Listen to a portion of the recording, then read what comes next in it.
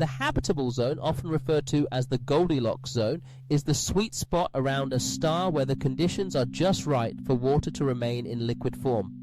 Originally, this zone was defined using simple thermal equations based on how much heat a planet receives. But now, with improved models, scientists also consider critical factors like atmospheric composition, greenhouse gas effects, and even cloud coverage when defining a planet's potential habitability. Why is this so important? Because water is the foundation of life on Earth. If we want to find alien life, looking for water is a solid start. And that's where things get really exciting, because Proxima B, the exoplanet orbiting Proxima Centauri, appears to reside squarely in this habitable zone.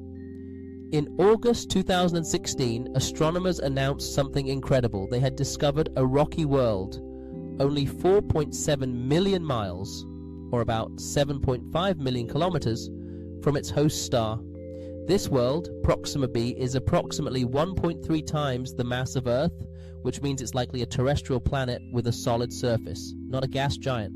Even more remarkable is its tight orbit, completing a full revolution around its star in just 11.2 Earth days. However, there's a twist. Proxima B is believed to be tidally locked, which means one side of the planet is always facing its star, experiencing perpetual daylight, while the other side remains in endless darkness. This phenomenon is similar to how the moon always shows the same face to Earth. The implications for life are profound. While one side of the planet may be scorched by radiation, the dark side could harbor cooler, possibly more stable conditions. But how was Proxima B discovered in the first place?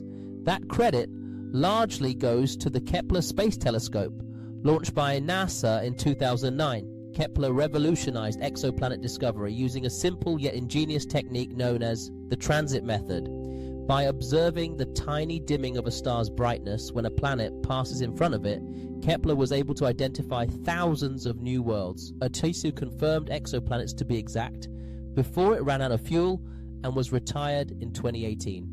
The mission may have ended, but the legacy continues with Kepler's spiritual successor, the James Webb Space Telescope, JWST. And unlike Kepler, which relied on visible light, JWST sees the universe in infrared, a powerful advantage when trying to penetrate dust clouds, analyze atmospheric composition, and look for signs of heat or artificial light. But how can the transit method help us detect alien life? When a planet passes in front of its star, light from the star filters through the planet's atmosphere.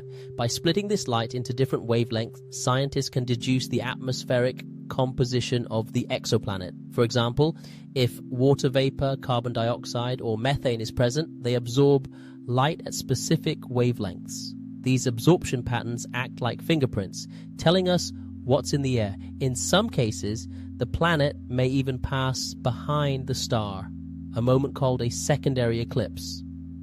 While the transit helps detect the atmosphere's contents, the secondary eclipse can give valuable clues about the temperature of the planet's surface or clouds. Armed with this information, JWST will do more than just identify new planets. It will analyze their potential for life in breathtaking detail.